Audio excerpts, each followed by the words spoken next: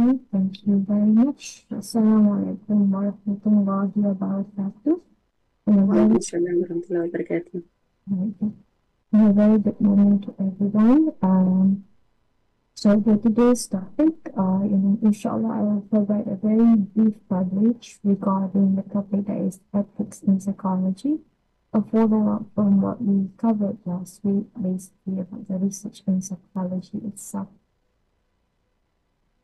So when it comes to the ethics in psychology itself, of course, because our intention is definitely how to ensure that there is an integration process between what is currently practiced in relation to the knowledge about human sciences, in addition to that, of course, to the practices of Islam, the teachings of Islam itself. We cannot talk about ethics without talking about what is considered as ethics. When it comes to an Islamic perspective, basically there's this idea whereby ethics is about governing us. That's actually also true for the understanding of ethics in the Western perspective. What is governing us in terms of what is morally right and also what is morally wrong. When it comes to that as well, it's basically about communicating the fact that what we do, our actions itself, how we define it, how we practice it, on top of that also, of course, how others perceive it as well. And as a community, it's about doing either the right for our own self-interest or for the benefit of others, or basically for a greater purpose.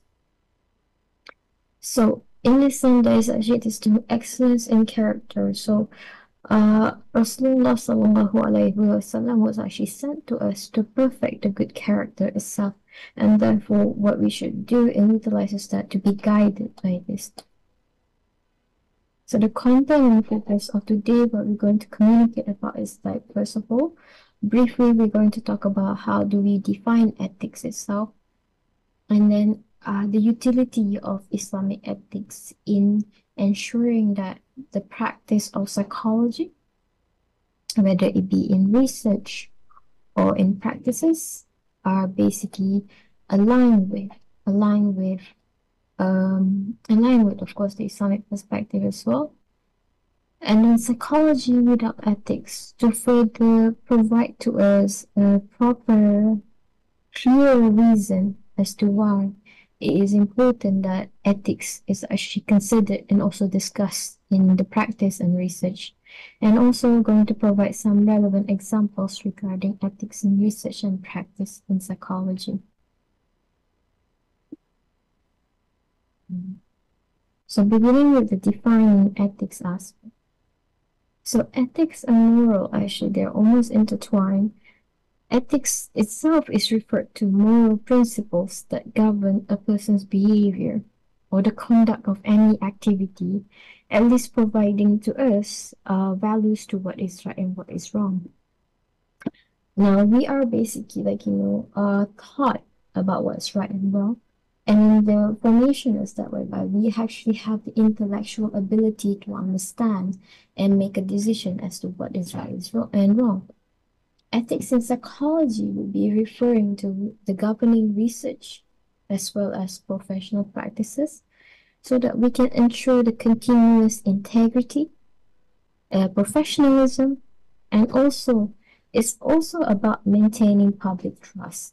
The field itself is a pure practice that actually concerns the general public itself. Without ethics itself, there is a problem whereby the value of the field itself could be tamed. On top of that, it's also about preventing violation of moral values, especially among the practitioners. In Islam, on the other hand, we do have the concept of huluk and also akhlaq, which is briefly can be defined as the good character. The good character simply is telling us that to not tell lies, to not kill, and to not harm the innocent. The Quran and Hadith itself is themselves are rich with guidance on how to be righteous. And also, as I mentioned before, the Prophet ﷺ has been sent to perfect the noble traits. ethics provides standards for what men should do. And when it comes to it as well, regarding our character, regarding our own character, the moral virtues that we have actually is about our own internal, not only desire, but like predisposition. Predisposition were an intention, absolute intention to at least act in the correct way. Or basically to make sure that there is no deficiency or deprivation in the action or behavior that could lead us towards the wrong. And also, there's no excessiveness of action or behavior that again could actually jeopardize us in our relationship with others. Without ethics, of course, there's continuous cheating, corruption, discrimination, lying, stealing, murder, assault, slander, rape, or even fraud. So therefore, without ethics, proper ethics in practice, especially in a field, so psychology itself is study of human behavior and also mental processes.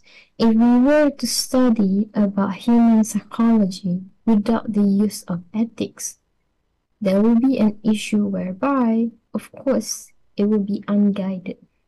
And then later on, I will showcase to you in cases where the intention is to actually further understand about mankind. Yet what happens is that they are actually people who are being put at risk themselves. So in regards to the Islamic ethics, for Islamic ethics, right, it is founded by the worldview that whereby we as human, we are basically created as what we call as vicegerent, which therefore we actually have a huge moral responsibility. And it's not something that is just from worldly aspect. It's actually really also is inclusive of the transcendental, the beyond beyond the worldly aspect in the hereafter as well. So based on this understanding itself, it is good to know the fact that our life here is actually based on a divine plan by Allah subhanahu wa ta'ala. And also, therefore, it means that we actually have a purpose here. It's not merely hedonistic in nature, but rather we actually have a reason to fulfill. We actually have a purpose to fulfill.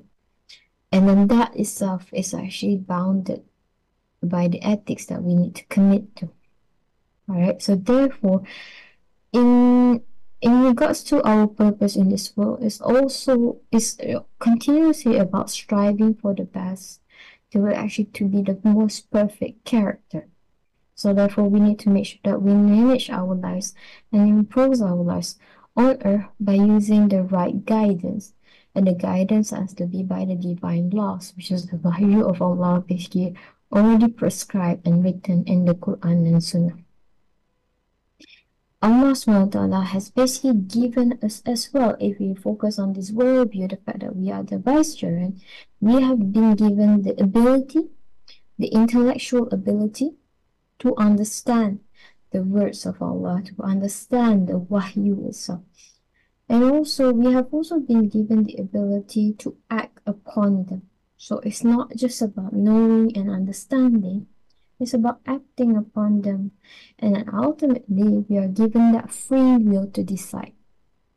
The free will to decide whether to commit or to neglect. To neglect, what is morally right and also what is morally wrong.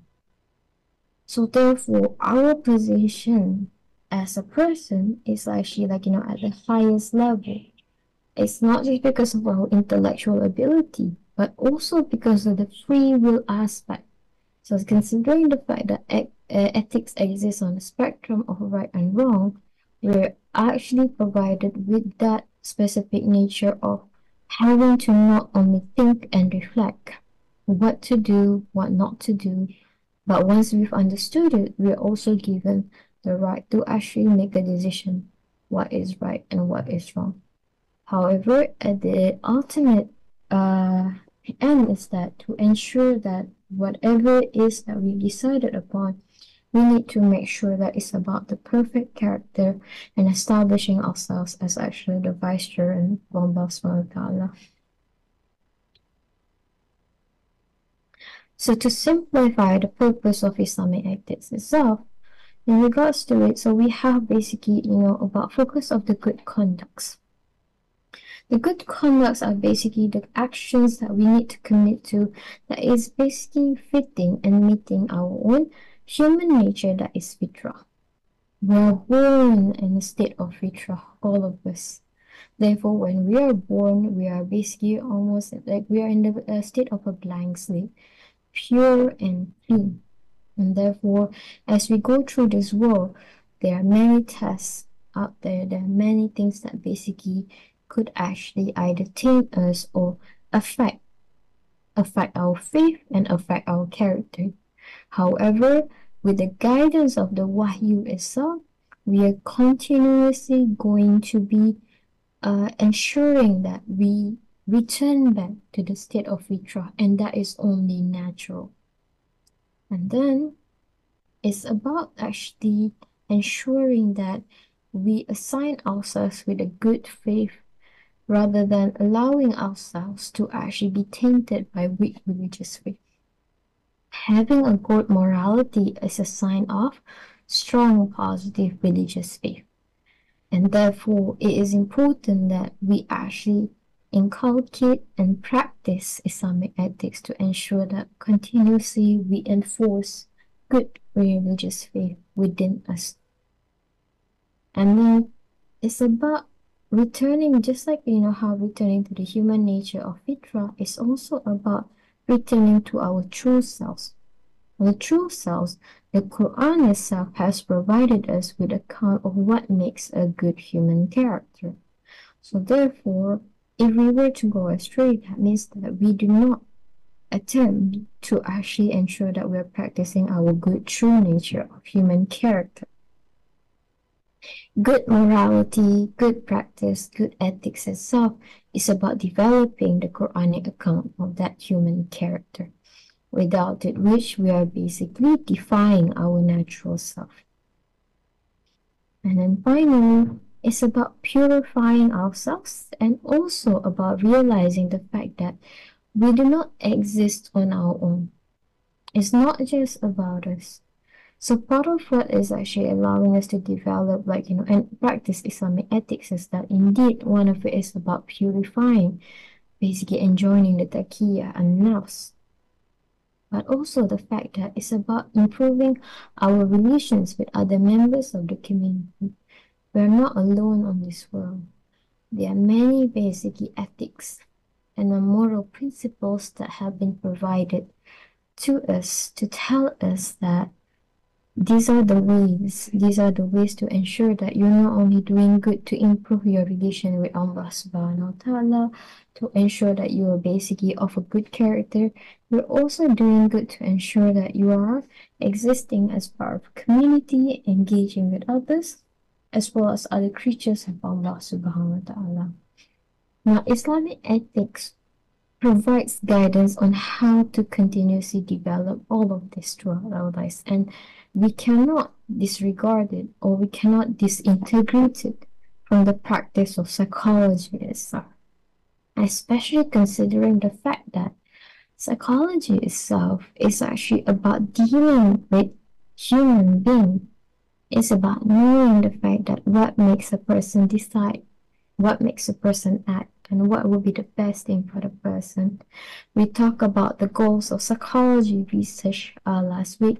We talked about how it's about trying to describe, trying to explain, trying to basically predict what's going to happen in the future. And on top of that, of course, the final thing is that with the knowledge that you have about human, we hope that we can assist them in terms of making sure that what will be the best way to make sure that a person can reach their full potential. And these are basically this cannot exist without us employing the Islamic ethics, which is about returning to the natural human state and about perfecting the character themselves.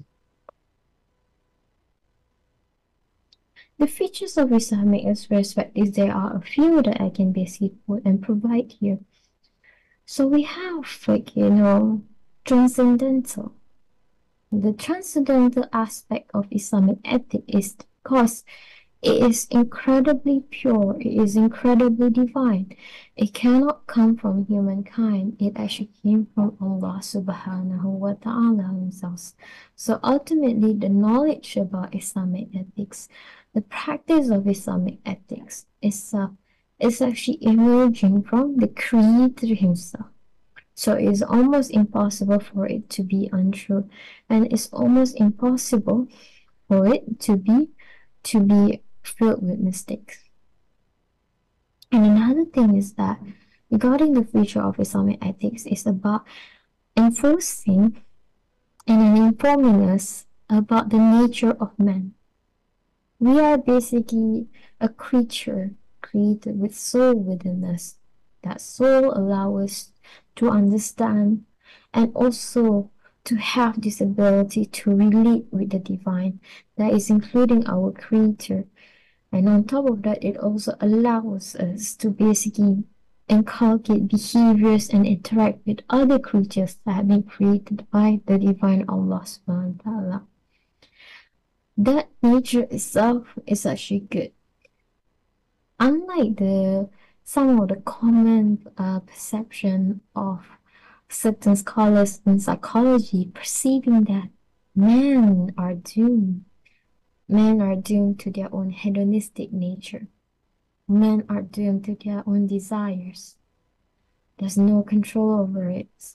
So, unlike those ideas, especially, for example, from the psychodynamic perspective, even from the behavioral perspective, or even from psychosocial perspective, they perceive that we are bounded by what is provided to us in this earth. And therefore, almost every action of ours, it doesn't have this innate soulful nature, but rather is the idea that the environment that we grew up in, whatever we're born into, those are the things that guide us. And if it's bad, along with us came along, actually, like, endorsing that and continue that. Like, it's interesting because when I was teaching in my the lesson forensic psychology, we talk a lot about how environmental factors generally influence people to commit criminal actions. But we don't discuss further about how naturally, actually, it is important when that we understand that men naturally are born with good disposition. We don't born as a monster. We're not born as a monster. However, it is also natural that we do have that part of us, allowing us that ability to acquire evil traits. Na'uzubillah min zalik. So that is actually also a natural part of us, and understanding this allows us to encapsulate and adopt the idea that yes, there is two parts, the morally right and the morally wrong. The feature of man is that we are naturally good. However, as part of our nature as well, we can also commit evil things. But yet, because of the soul that we have, we are provided with the intellect, we are also provided with the guidance, and on top of that, we are also provided with the free will.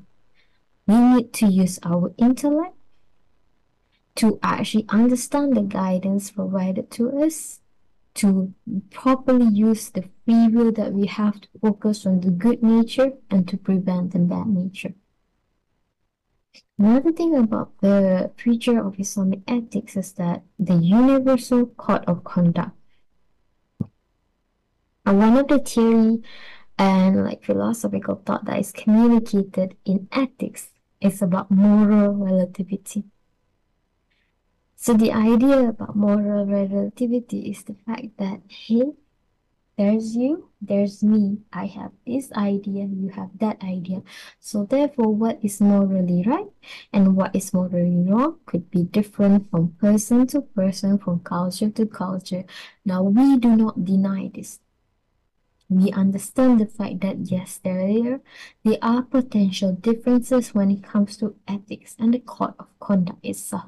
Yet, Islam, the most merciful, and Allah, the most merciful that He is as well, provided us with at least the universal justice and human equality that He aims to provide.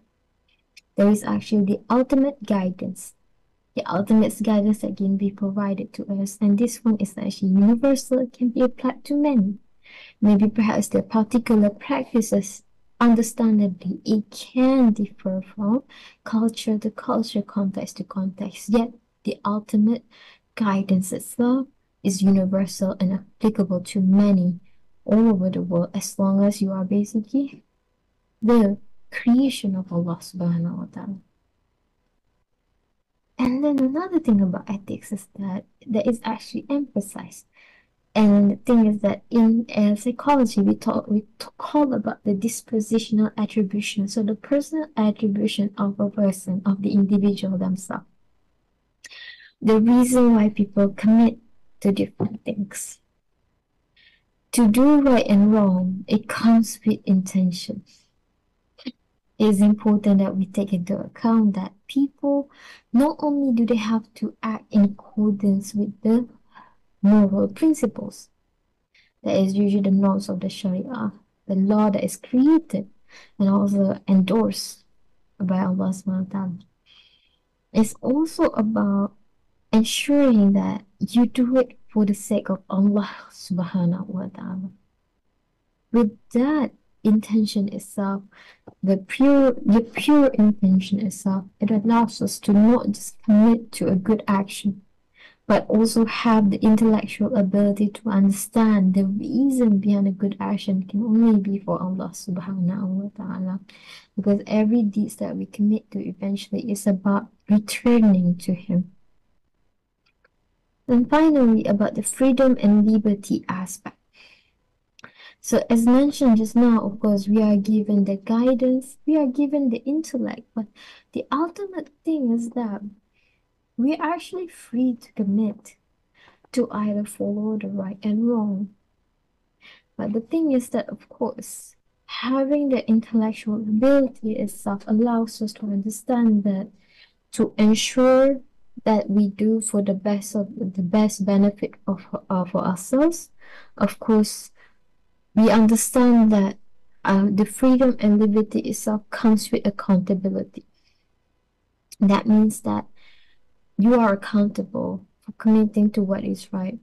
You are accountable to committing what is wrong, and it will be held upon you, and even on earth, on the day of judgment itself. Therefore, it is highly important that you commit to the right actions continuously.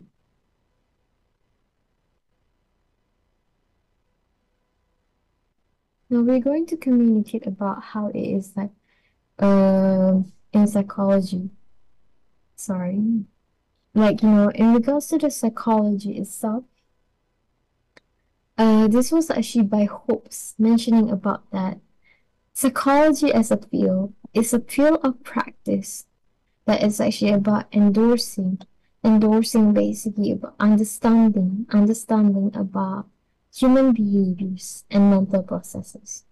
This field itself has been around for about almost more than probably perhaps about around 100 years. But then again, if we were to argue, right, trying to understand about human has been even studied by the medieval scholars, trying to understand what is the nature of human, what makes them basically having either to commit certain types of actions, whether it be about our internal aspect, for example, feeling sad, feeling happy, or even for the external aspect about, our needs, how do we fulfill our needs.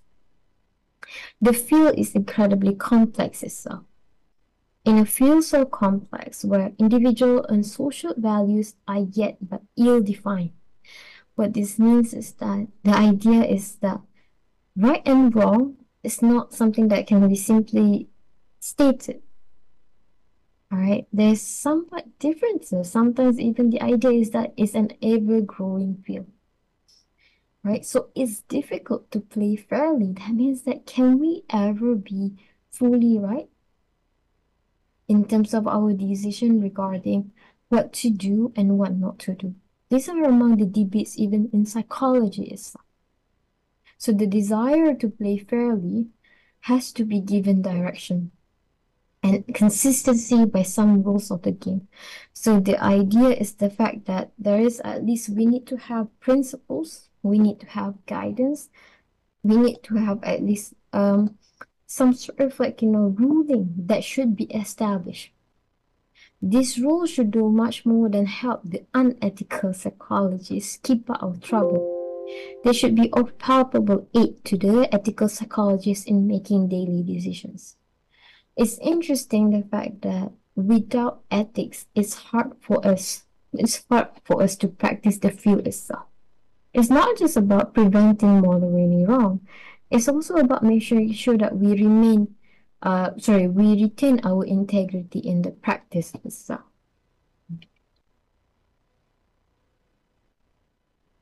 So I want to show two videos, which always I actually show in class to talk about what happens if psychology practices, such as the research practices, all right, doesn't have ethical principles. It's an ever-growing field indeed. There might be more and more discovery in regards to what should be right and what should be wrong. Now, the first one is actually a very popular experiment by Philip Zimbardo. Now, the nature of it is that, of course, some of the ethical practices were already there, but sometimes there might be certain things that we often overlooked. Right, so I will try to play this video to basically show people. Oh, I have to reshare it for the new. Share some. So like the interesting thing is that it's something that I will show within my class to talk about the importance of ethics itself in psychology. This is a good example of how perhaps if we don't consider, especially the nature of human in terms of their emotions, their intellect, there might be repercussions to the people at large, to us as well as research.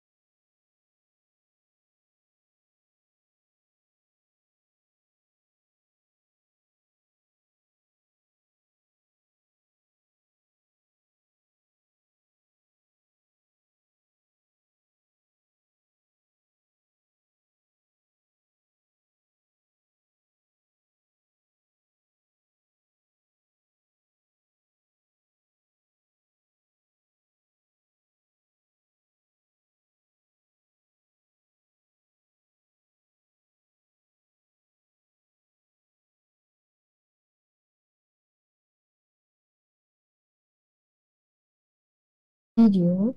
Now, for the next video also, it has a similar possible ethical implication as well, which I will discuss. Let's have a look. So this is the Milgram experiment. Again, the intention was pure. It's basically just to understand how the certain concepts in psychology, how they work. But there are certain implications that were found after the research was done.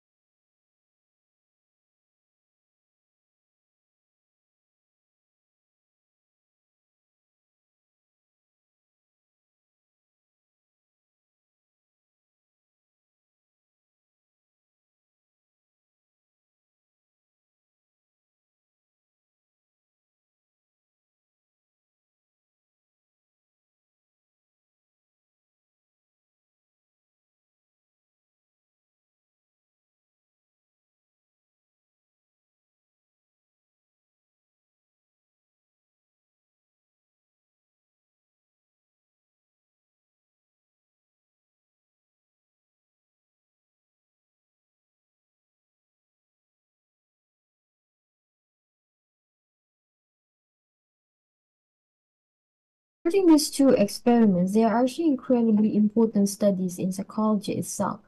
It actually provides a good amount of knowledge regarding, of course, the concept, like for example, obedience concept, as well as like, our own willingness to conform to social norms.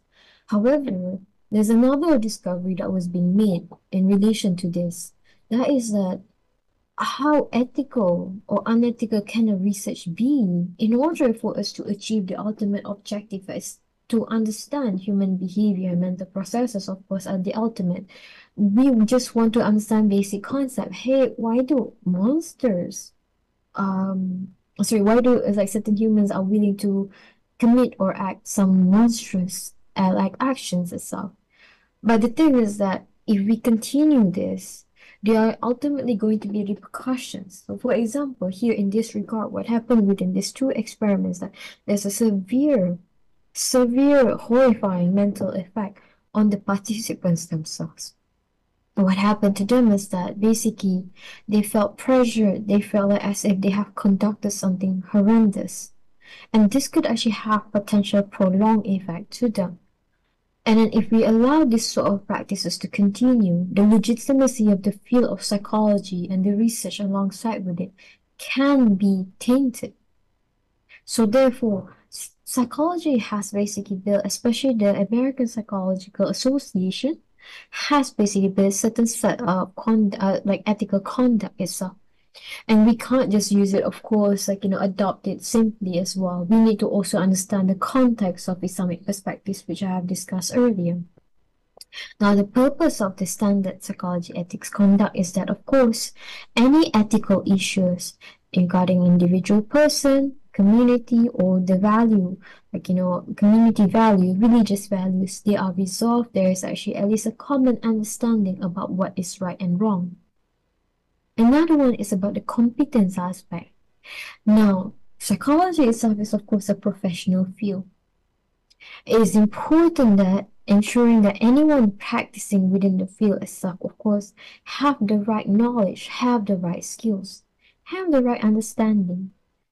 It's not just about having the ability to conduct research. It's not just about the ability to understand human behaviors. It's actually about making sure that we do not transgress beyond the unnecessary. Another thing is actually about the common aspect of human relations itself. It is important that, even if we want to advance science, right, we can't just neglect the fact that we are actually dealing with human. We can't neglect that. It's not just about basically dealing with a participant, a subject, saying that, hey, you're here. The molecular experiment is a good example showcasing that. You are just here as a participant, nothing beyond that.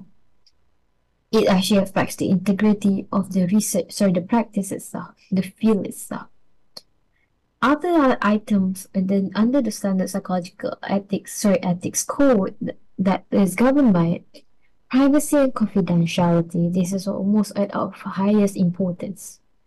The privacy and confidentiality of the people that are involved, the privacy and confidentiality of the participants of research, the clients that we attend to, the people that we provide support for. Another one is advertising and public statements. It is important that we provide the truth and the ultimate truth. There's no fabrication in our research practices. There's no fabrication in informing the public about what we have found. That is actually incredibly important and key in order to make sure that people trust our work. And education and training itself is similar, whereby, of course, there are certain methods of trying to basically provide and, transfer that knowledge to other people. It's also going to be, other areas include research and publication. That is about dissemination of knowledge, assessment, assessing people. There's a lot of tools that have been developed in psychology, making sure that we're not sticking to the pseudo-scientific practice, but rather we actually stick to the real intellectual scientific perspective that is actually about endorsing what is actually guided by evidence and guided by the truth. And finally, therapy. Therapy is indeed, there's no way that people don't talk about therapy in psychology. And it is incredibly important that we maintain ethics code in actually conducting and the practice of therapy itself. For example, dealing with clients, making sure that their best interest is actually met. All right? And I believe, I have 3 minutes left. Actually, I believe that is actually all from my side that I can provide. If there is any question, I would love to address. Thank you very much, Doctor. Now we open for Q&A. All the participants, if you have the question, you just raise up your hand, or you can write in the chat box so that we can answer. Doctor can answer for us. Just raise up your hand. I will unmute for you guys.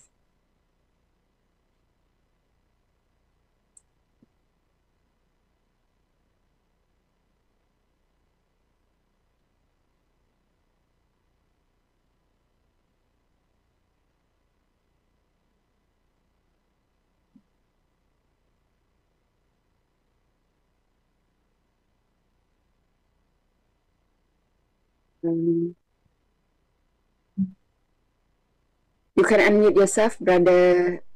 Adariran. Assalamualaikum. Waalaikumsalam warahmatullahi wabarakatuh. Very many thanks for the wonderful presentation, Doctor. I got the two. My question is relating to the last two videos. The first one, I got it. I got the message very correctly. That is the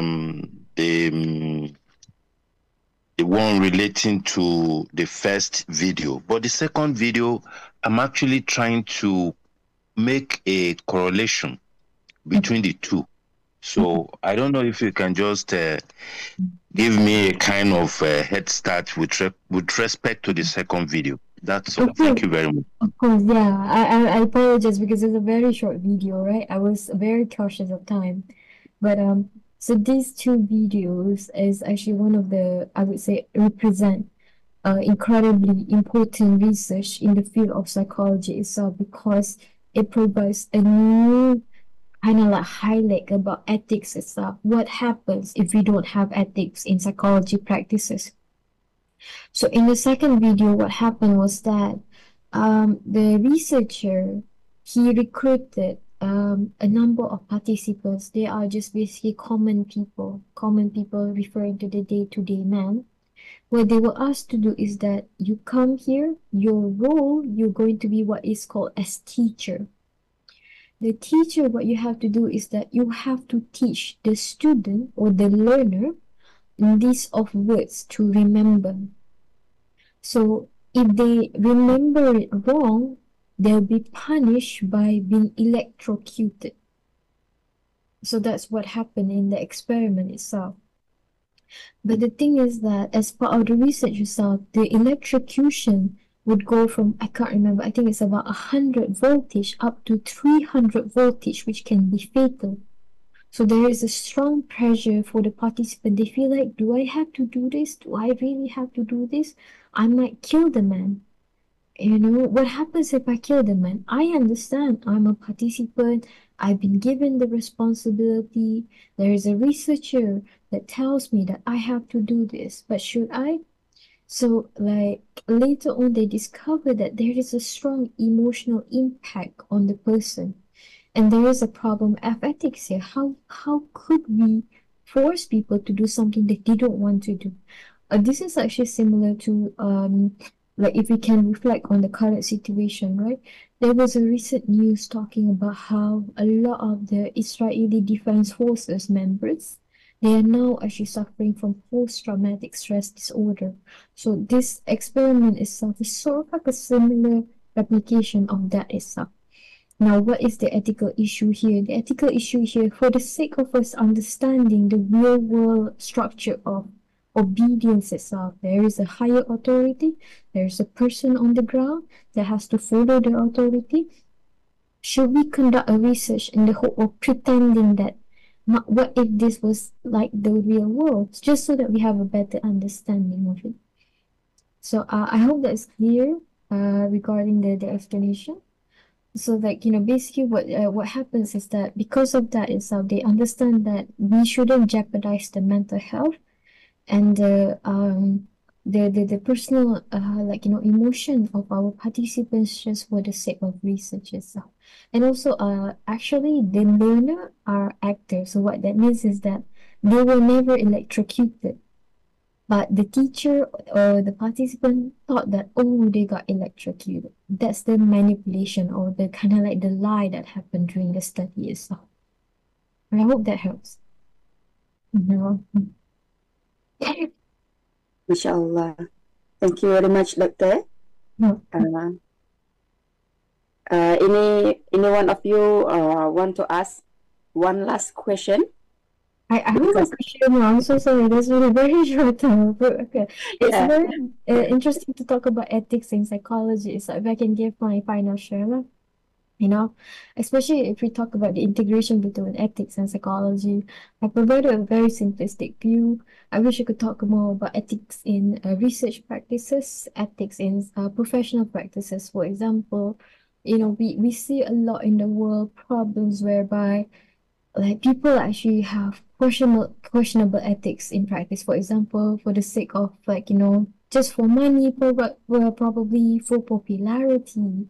Recently I've been shared by a friend of mine. She mentioned that the fact that because psychology is a triumphing field, alhamdulillah, that's great. But we also have people taking advantage of the knowledge from the field. They don't have the proper practice and skills within psychology. And you know what happens? What happens is that people are guided by the wrong knowledge. People are guided by the wrong information. And it further has negative repercussion. People communicate about how, oh, like regarding mental health, the reason why you have poor mental health is because you're a bad person. That is actually not true. So therefore, like in that regard, right, it further causes neglect to the field itself. It further causes people to even neglect their own mental health. Like imagine like a medical doctor who is being unethical and forcing people, or the reason why you're not healthy is because of your own personal self. You are the problem because you are a bad person or you are unethical, but not providing the right kind of like information. So yeah, what are the potential consequences for practitioners if psychological ethics are not upheld in mental health practice? There are many, but like the first thing that I actually shared just now is number one, people won't trust us anymore. If people don't trust us anymore, the field itself can be obsolete, but that would be on the extreme measure. On top of that, of course, like when we are actually supposed to inculcate or like, ensure the practice of good mental health, for example, eventually people who genuinely needs help won't be able to get the help that they needed. Like if we will talk about the COVID-19 situation back then, how people lack trust for vaccine, for example. People lack trust for the government ruling regarding protecting your. Those are like, some of the implications that could happen.